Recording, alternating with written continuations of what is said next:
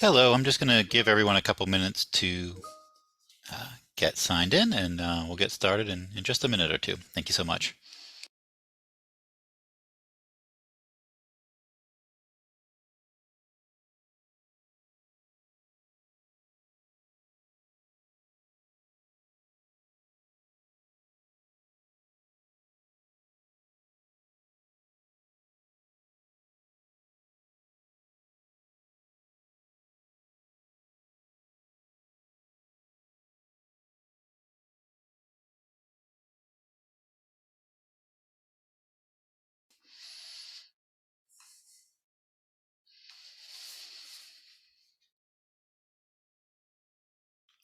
Well, looks like we have some new attendees this month. That's exciting to see. Welcome.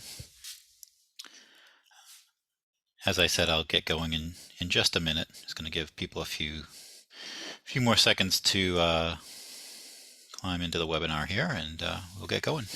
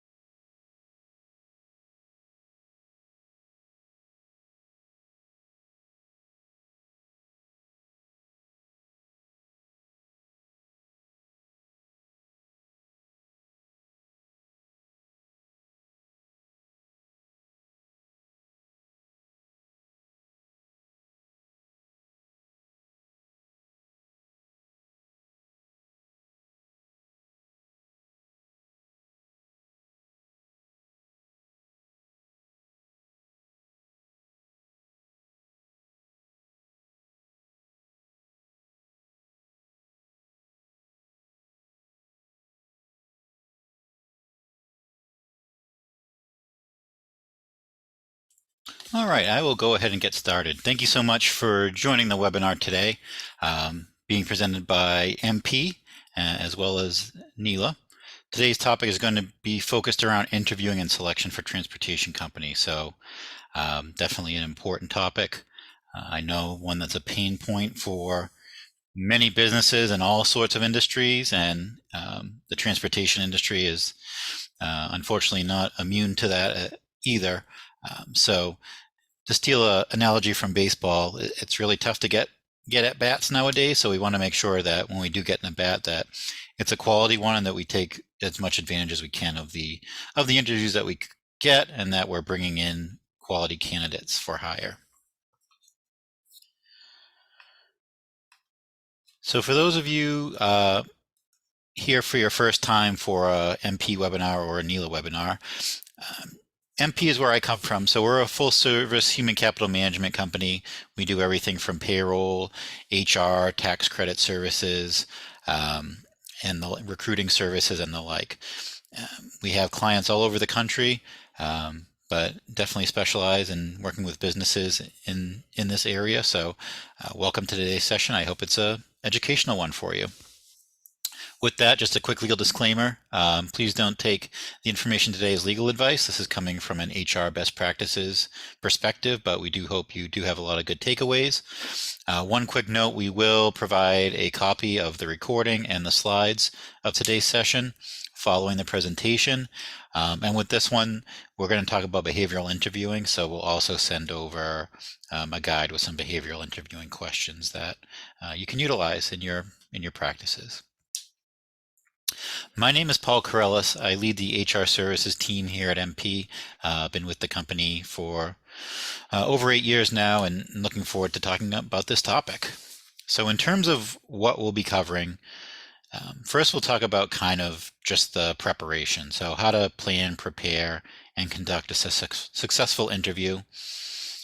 Some considerations if you're doing virtual interviews rather than all in person. Sometimes it might be I know obviously you won't likely have drivers that that are remote, but you could have dispatch people or others, or you could be hiring outside of your local geography, or hiring people that are not yet in your geography but moving or willing to move. So we'll talk about some tips for virtual interviews. As I said, we'll go over the fundamentals of behavioral interviewing and why we feel that that's the best approach to be able to get a good idea for how a candidate would perform in your job. We'll talk about the STAR approach. So that's kind of how to embrace behavioral interviewing and make sure you're asking the right questions and getting full and complete answers to those questions in an interview. We'll go over some other best practices. We will talk about discrimination considerations from an HR standpoint to make sure you don't get yourselves in trouble. And then at any time, should you have questions, please do utilize the Q&A function here within Zoom. Feel free to type in any questions you may have. We'll do our best to answer any live here, and if there are any that carry over, we'll follow up with answers to those. All right, so let's get going.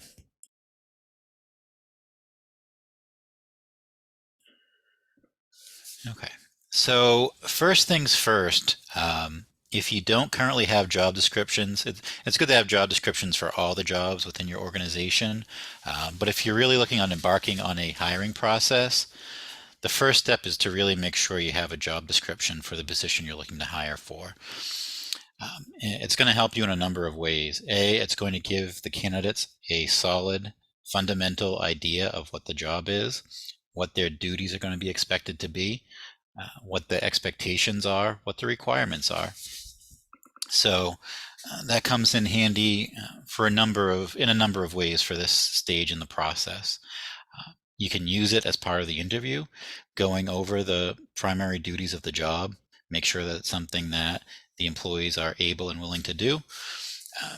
Can also help when it comes to potential disability concerns and things like that. Certainly in the transportation industry, there are various requirements, maybe such things as being required to pass a DOT physical, pass a drug screen, have a certain level of license, have a CDL, have certain endorsements. Whatever is truly required, you want to have on that job description. You can certainly also have, and especially on the posting version of the job description, have the things that are absolutely required, the things that are highly preferred, some nice to haves.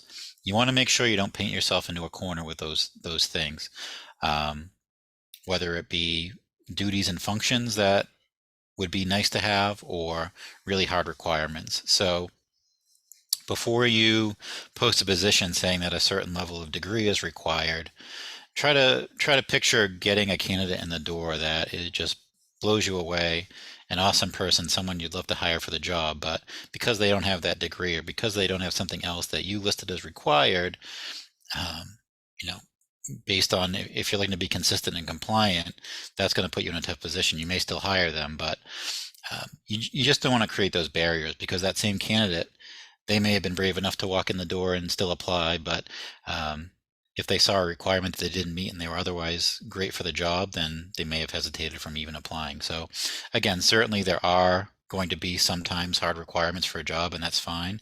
If you need someone to come in with their CDL or with certain endorsements, then that's fine. If it's something that is strongly preferred, then you can put it in there that way. If you do kind of get that unicorn candidate that has everything except that, and it's not going to be too much of a burden on you, and you're willing to train or willing to support someone getting something additional or getting a certificate or whatever it is, then maybe use something like strongly preferred or highly preferred. But you want to make sure the stuff that you're saying is required and essential truly is.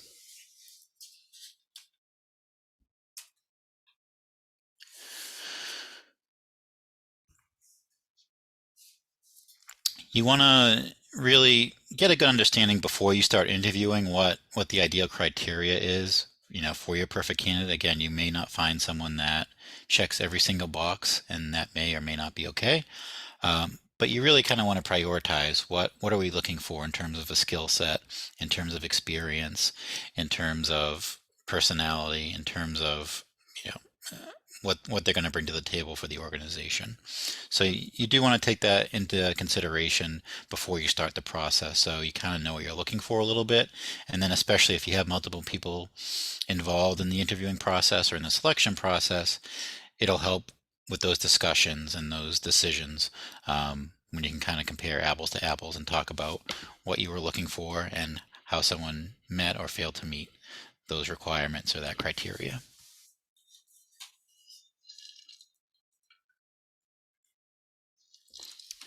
So once you get your job posted and hopefully the applications come streaming in, you obviously have to review those and review the applications, sometimes review resumes depending on how you go about doing it. So you do want to scan, look for the applicable work experience, look for proper education and training. Note lengths of time in employment if someone's been jumping around a lot, if they've had 6 different jobs over the last 5 years. That's something to perhaps question or at least ask about maybe in a phone screen. Gaps in employment as well. A lot of times those can be very easily explained, but something to note and ask about. If you do have questions, if you're looking at an actual physical application or resume, use separate paper for those questions that come up and for that, just to keep it separate, and you want to avoid marking up the actual resume as a document.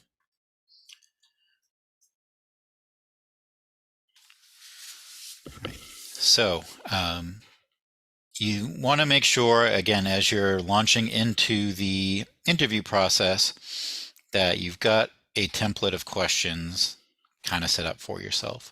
So every interview is going to go in its own direction a little bit. It might have to do with the personality of the person being interviewed. They may have a lot to say, and you may need to even cut them a little bit short for the sake of time. You might have someone who provides very little in terms of their responses, and you're really working to get answers out of them. So everyone's going to go in a little bit of a different direction, but you want to have a solid basis and a solid template of the same interview questions, and at least have a set that you're asking to all of the candidates. So, maybe it's 10 questions that you make sure you hit in every interview. Again, this is going to come in really handy when you're taking a look and comparing Josh to Amy, and to determine which one is the better candidate. It's going to make it a lot easier if you can compare how they responded to the same question. In terms of the nice to know, those are good at the beginning of the interview, just kind of break the ice a little bit. A lot of people are nervous going into an interview, so great if you can get things off to a soft start, but your time is very valuable. I know a lot of people in the transportation industry are wearing a million different hats and performing a lot of jobs right now, especially as so many of you are shorthanded. So don't stretch these out longer than they need to be. Be efficient with your time, and really mostly stick to the job for a couple of reasons. A, as a time saver, and B, once you start getting away from the job duties and the performance and things like that, it's very easy to find yourself in a conversation that could run astray of compliance things, starting talking about families and children and partners and spouses, and it can delve into all kinds of different areas, and you could find out stuff about the candidate that you might not want to know. And even though we know it's not going to cloud your decision on who you select, if it comes up in the interview and that person ultimately isn't selected, it could ring a bell to them, and it could make them perceive that that's why they weren't hired. So you just want to be careful with that.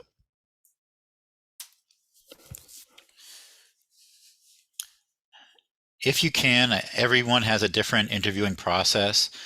In my experience, you save a lot of time overall when you take 10 or 15 minutes for the candidates that you think could potentially be worth interviewing, so they meet the requirements of the job. Doing a quick 10 to 15 minute phone screen.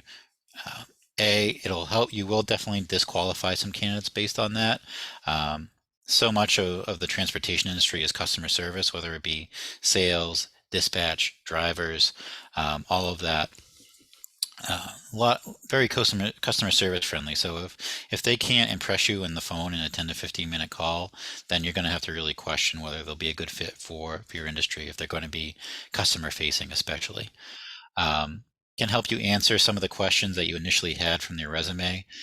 And then in this day and age where there's just so many no-shows, so many people kind of flaking out, falling out of the process, it's good to get that, at least that commitment of the phone screen, to know that they're at least willing to do that and they're taking the opportunity at least somewhat seriously. So one way that I love to do it is to send out an email to the candidate and invite them, give them some times for a phone screen.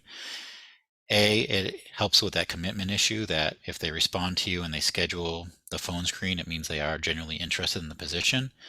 And then B, especially for folks who are going to need to be able to communicate through written word, it gives them a chance to respond in an email. You can kind of test their chops a little bit about their communication skills and whether or not they're able to write an email that's professional and gets the point across.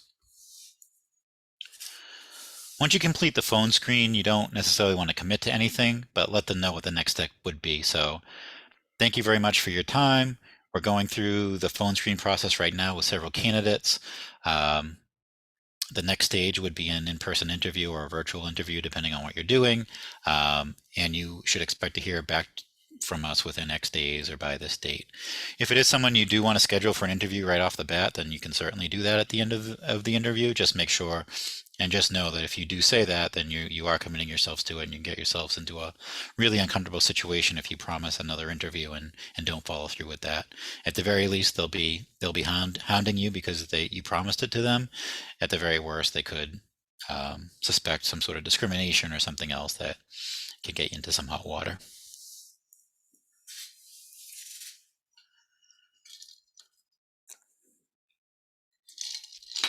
Okay, so then comes the scheduling of the interview. You want to have a good process down as much as possible. If you can have the same people involved in the interview process for a given position, the better. Again, keeps things consistent, keeps things reliable, helps you judge candidates equitably and evenly. So decide who's going to be involved in the process. Are these going to be one-on-one interviews? Are there going to be a couple people involved? But just make sure they're all briefed. Make sure you're clear if it is a more of a group interview, who's going to be asking which questions. If there's anything particular that concerns you that you want to make sure is addressed in the interview, things like that. You want to do your best to be free of distractions. So maybe in your office at your desk where you're going to be getting phone calls and emails and instant messages and things like that might not be the best location. It might be better to do it in a conference room or even off-site somewhere. Certainly if you're doing a virtual interview, if you're doing it via Zoom, you want to make sure you kind of shut down some of those distractions, your pop-ups, things like that, just to make sure you're giving them your full undivided attention. It is also a good idea, if you are doing an on-site interview, to make sure it can accommodate people if they have various disabilities.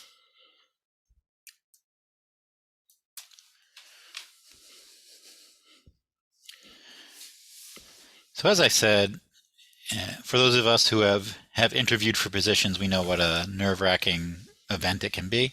So you want to do all that you can to ease them into it. Make sure that if you are hosting them for an interview, that you've got a comfortable environment. Again, not too much craziness going on. Maybe not in the middle of the boiler room where people are yelling and screaming and going crazy. You do want to be an active listener. Make sure they know that you're listening. You may ask for clarification or repeat something that they said, or at the very least nod and acknowledge what they're saying. As I said before, you want to be as consistent as possible with your line of questions from one candidate to the other. And again, much like at the end of the phone screen, let the candidate know what the next steps in the process would be. Thank you very much for your time. We are interviewing all the candidates that have made it to this stage.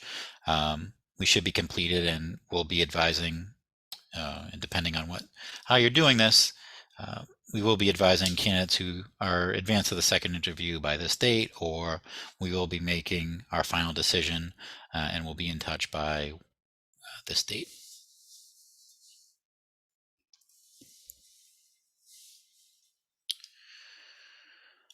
So in terms of COVID-19 testing, again, just when we think we're out of the pandemic, it can rear its ugly head all over again. In terms of testing an applicant, you want to avoid doing that. If you do have concerns, or if they have concerns, if it makes sense for both parties, you might want to opt for the virtual interview. And then in terms of if you're interviewing a candidate, let's say they did come in or you're doing it via Zoom, and you let them know that this position is required to be on site, that even though you're doing sales or even though you're doing dispatch, whatever it is, that the job is required to be on the premises. That's how the role is. That's up to you. You do not have to, you don't have to necessarily allow someone to work remotely if that's not how you wish to have the job function. For existing employees, it can be a whole can of worms with the Americans with Disabilities Act and things like that. But at the end of the day, if you want people working in person, then you're allowed to mandate that.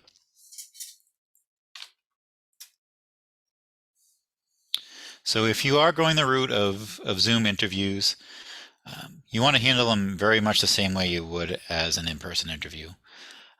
Make sure you're dressed appropriately as you would be as if they were coming into the office.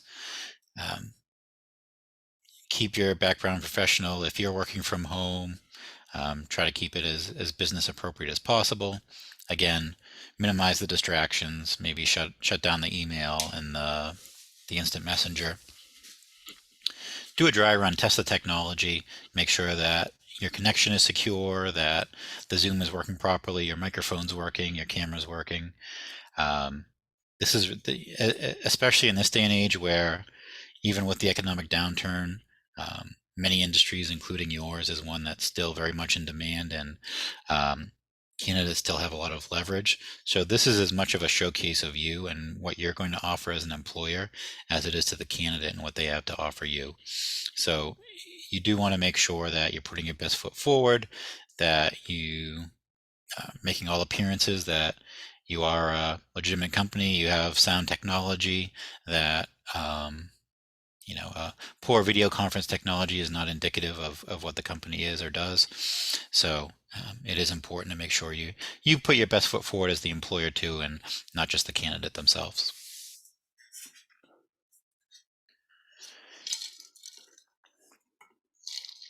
If you are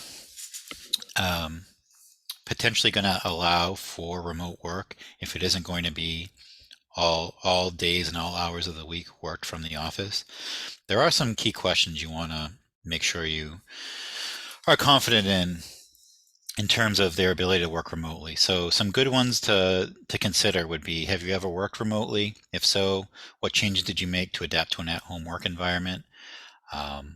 What advantages, what do you see as the biggest advantages to working from home, and what are the biggest drawbacks or the biggest challenges? And then also, when you are working remotely, how do you tend to organize your day, or how do you stay focused? How do you stay on task? Sometimes these can be very eye-opening from personal experience.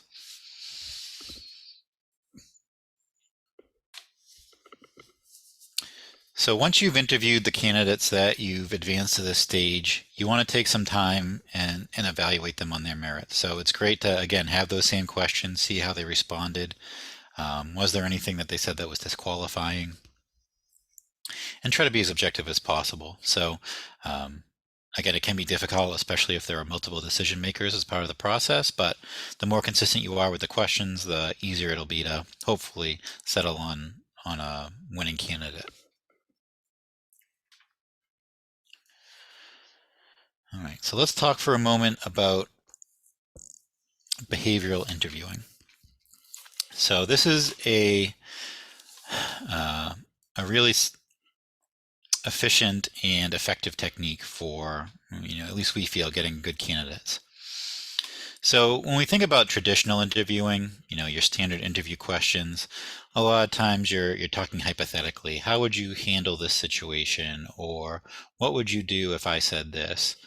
There can also be cognitive questions, kind of testing, their problem-solving ability, and then, questions to look at try to garner what type of personality they're going to have. Traditional interviewing will also tend to have a lot of close-ended questions, yes or no. And when you're getting one of those candidates that doesn't have a lot to say naturally, you can have a really frustrating interview experience. You can have booked an hour and been able to ask a dozen questions in about 5 minutes if they're just saying yes or no and not adding to it. And it can be difficult to pivot from that too if your questions are asked in a close-ended way. So not to say you can't have a mix of some of these in there.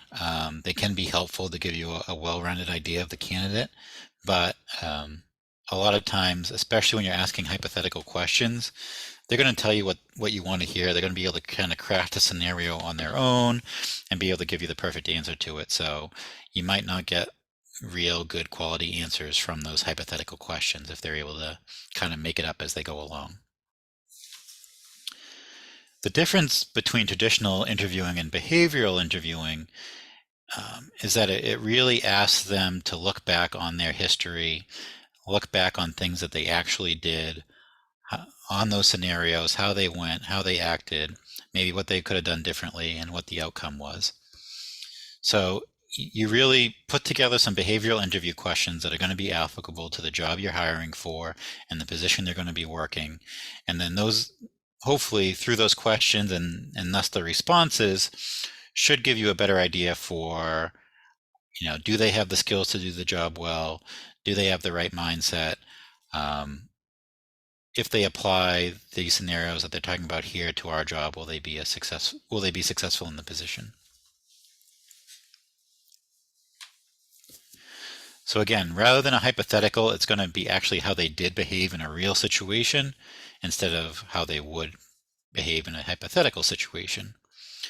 And then using the STAR approach, which we'll talk about in a second, you'll want or need to follow up or probe a little bit further to make sure you get a full response. But the STAR system is set up to make sure you get a full response each and every time. So for those of you who are wondering what behavioral questions actually are, here are some examples. Tell me about a time when you had to go above and beyond the call to get a job done. Give me an example of a time when you made a mistake. How did you handle it? How did you overcome that? And what was the result? How comfortable are you with change? Give me an example of a time that you went through a professional change. Tell me about a time where you had to deal with a difficult customer. Why was it difficult? How did you handle it? And what was the outcome? Give me an example of how you've had to juggle multiple projects and how you prioritize those. So again, asking them to look back on their experience. Sometimes these can be difficult if you're talking to entry-level candidates, if they haven't had a lot of professional experience. In those cases, what I tend to do is say, feel free to use an experience that you had in school, in high school, in college, playing team sports, things like that. So if they don't have professional experiences to use to respond to these questions, you can use examples like that from school or sports, volunteering, things like that. So as promised, we are going to teach you all the STAR approach to partner with the behavioral interviewing techniques and questions. So STAR is an acronym. It stands for situation, task, action, and result. So let's go through an example so you can kind of see how this plays out in a real scenario. So with the behavioral interview question of describe a situation when you had to deliver excellent customer service following a complaint. So what you're going to look for, and sometimes it helps just to write out STAR in your notes as you're doing the interview and kind of filling in the blanks as you go through. So to that question, the S would be the situation. So hopefully the candidate explains or comes up with their example and explains kind of what happened. A customer contacted me complaining that they'd waited more than 2 weeks for a reply regarding a product inquiry. So that's a situation. The task was that they needed to address the client's immediate inquiry and find out what went wrong in the normal process. The action was that they apologized, they got the details, they passed them on to the sales team, who contacted the client within an hour. I investigated why the inquiry hadn't been answered. I discovered it was a combination of a wrong phone number and a wrong email address that wasn't being checked.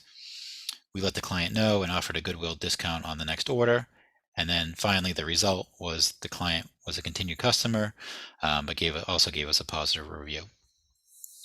If for some reason you kind of go through your question and the response and any of these things are missing, so let's say they said, I had a client contact me saying they were waiting for 2 weeks. I apologized and they found the problem and they were happy. You might want to dig into that T. Why?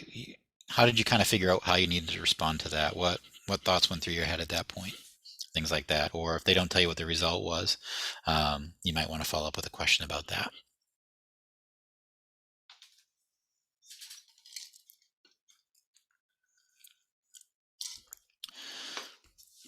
In terms of other best practices when it comes to your interviewing and selection process, you do want to retain applications that come in and resumes for 1 year. That's kind of the statute of limitations. So you want to make sure that you didn't just throw them in the trash or shred them. You want to retain them for a year, just so you can't get in any hot water that way. If you're using an electronic system, they should be compliant with that. If not, if you're not sure, you may want to check with them, make sure that they're retaining that information for you. If you do background checks or drug tests, anything like that, you want to do them after you've made a conditional offer of employment. So you're sending them an offer letter that says, we're offering you this position, contingent upon successful completion of a background check, successful completion of a drug test, successful passing of a DOT exam, whatever it may be. So that's when you kind of want to utilize those. It's tricky. Many states now have what are called ban the box laws, so it restricts some of the questions you can ask on the application. But once you get to the interview process, it opens things up a little bit. So if you do have requirements, you can say things in the interview like, this position requires a successful passing of a DOT physical. This position, because of the Federal Motor Carrier Act, requires successful passing of a drug test. Do you foresee any problems with that? But in terms of actually doing the testing, you want to make sure you've made an offer first. And again, it can be contingent. So if they don't pass, then we can rescind the offer, but that's the appropriate time to do it. You want to be careful snooping around social media too much when it comes to the candidates. Again, similar to those non-job related interview questions, peeking in on social media can make you aware of things that, again, may not consciously cloud your judgment, but if it's found that you've been snooping around on their social media and found out that they're of a certain religion or disability or whatever it may be, that could come into some hot water. So there are certainly things you can garner from social media that you would be allowed to make a hiring decision on. If they were saying discriminatory things or racist things or acting wildly inappropriate. One thing you may want to do is if you have the bandwidth, if you have someone who can do it on your behalf and just report back the actionable items that come back from the search rather than the things that that you can't make a hiring decision based on, that's an option that some companies have been able to utilize.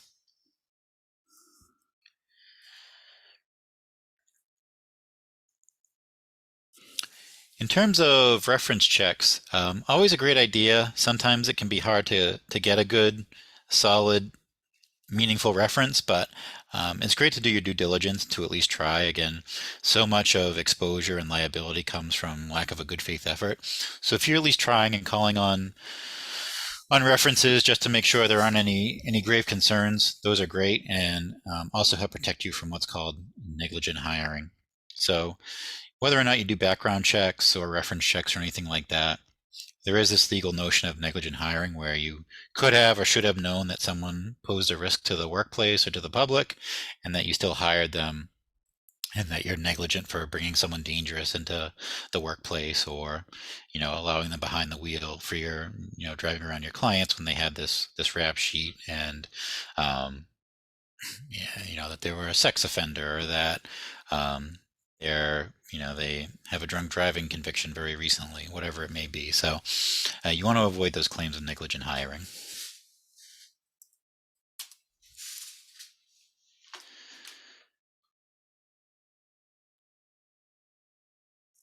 So in terms of some of the considerations you want to make when it comes to avoiding discrimination in your interviewing and selection process, First, you want to consider Title VII of the Civil Rights Act. So those are all your standard protected classes: race, religion, creed, sex, gender, all of that.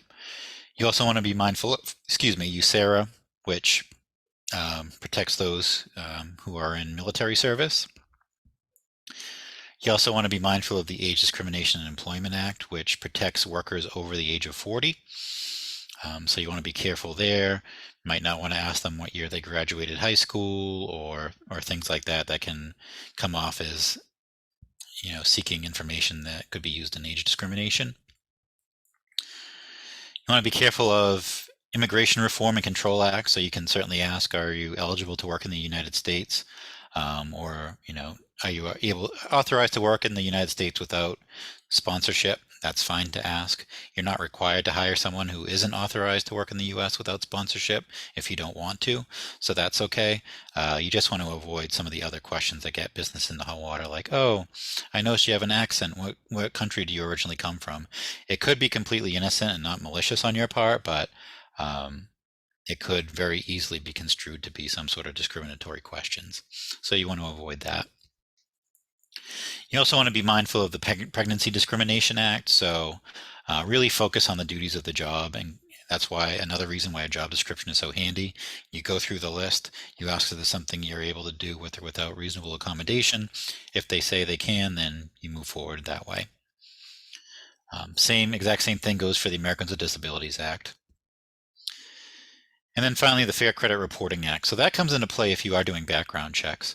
So if you do run a background check and something comes up that stops you in your tracks and makes you want to change your mind and perhaps rescind the offer of employment, the Fair Credit Reporting Act, because background checks are considered a consumer report, there are some steps you have to take. So what you need to do in that case is send an initial letter to the employee that there may potentially be adverse action taken as a result of the background check. You need to provide them a copy of that background check that gave you the information to create this decision. They're then given an opportunity to respond. And then from there, you would then issue the adverse action if you were indeed rescinding that job offer. So there are some hoops you have to jump through if the background check results in something that's going to cause you to rescind the offer or take some other negative action. You do have to go through those steps and send out that preliminary letter first. It isn't unheard of for something to come up in there and then learn that it was a stolen identity or some other confusion or some other error on the report. So do make sure you go through those steps and don't disqualify someone who you otherwise really liked and wanted to hire, and it was just a misunderstanding in terms of what came back on that report.